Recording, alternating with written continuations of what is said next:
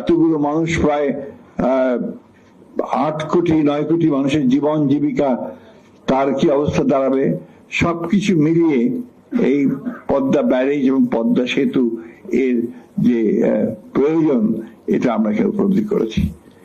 একই সঙ্গে আমরা এটা উপলব্ধি করতে সক্ষম হয়েছি যে দীর্ঘকাল প্রায় 7 বারের এটা ফিজিবিলিটি স্টাডি হয়েছে, এর উপরে আলোচনা স্টাডি হয়েছে, কিন্তু দুর্ভাগ্যক্রমে এখন পর্যন্ত আমরা সেটা ঠিক একটা ডিসাইসিভ কোনো জায়গায় আসতে পারিনি।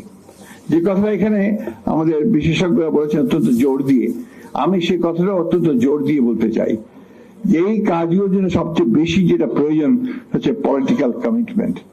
রাজনৈতিক কমিটমেন্টই হচ্ছে সবচেয়ে বড় প্রয়োজন, সেটাই দরকার, এবং সেটা তখনই তৈরি হবে যখন সেটা জনগণের মধ্য থেকে উঠে আসবে এই দাবিটা। এটাও কিন্তু অত্যন্ত জরুরি। তাই আমি খেয়ামকে বলছিলাম যে এরপরে উচিত হবে তার গোটা অঞ্চলটা এই বিষয়টা নিয়ে জনগণের মধ্যে একটা জাগরণ সৃষ্টি করা, যেটা আমাদের মাওলানা আব্দুল হামিদ খান ভাসানী করতে সক্ষম হয়েছিলেন। তিনি ফারাক্কা মার্চ করে গোটা বিষয়টাকে, সেই ফারাক্কা ব্যারেজের বিষয়টাকে শুধু দেশে নয় আন্তর্জাতিক ভাবেও সেটাকে সামনে নিয়ে এসেছেন, যার ফলশ্রুতিতে আমরা দেখেছি যে শহীদ প্রেসিডেন্ট জিয়া রহমানও সেটাকে আন্তর্জাতিক বিশ্বে এই বিষয়টাকে নিয়ে গেছেন। আমরা একটা ট্রানজিশনাল পিরিয়ডে আছি। ডক্টর দেবপ্রিয় ভট্টাচার্য বলেছেন এবং আমাদের জিল্লুরও বলেছেন যে নেক্সট গভর্নমেন্ট, পরবর্তী সরকার, নিঃসন্দেহে পরবর্তী সরকারগুলোকে এই কাজগুলো করতে হবে।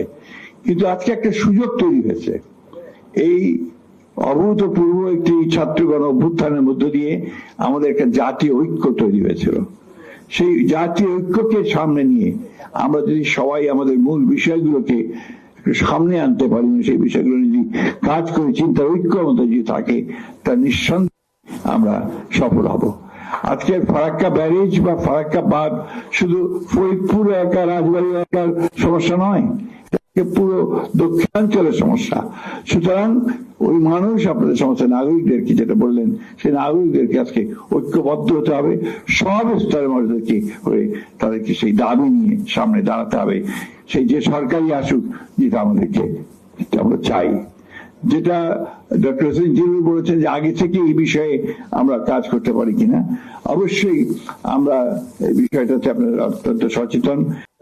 অঞ্চলগুলোকে, এখানে যেখানে জীবন জীবিকা প্রশ্ন জড়িত আছে, আপনার মানুষের নিরাপত্তা প্রশ্ন আছে, যে প্রশ্নটা আইনুল নিশাত সাহেব করেছেন, যে প্রসঙ্গটা তুলেছেন, অত্যন্ত গুরুত্বপূর্ণ প্রসঙ্গ, যে দক্ষিণাঞ্চলের বহু অংশ এখন আপনার মানুষ চলে যাচ্ছে, ছেড়ে যাচ্ছে, কারণ সেটার আর বাসোপযোগী থাকছে না।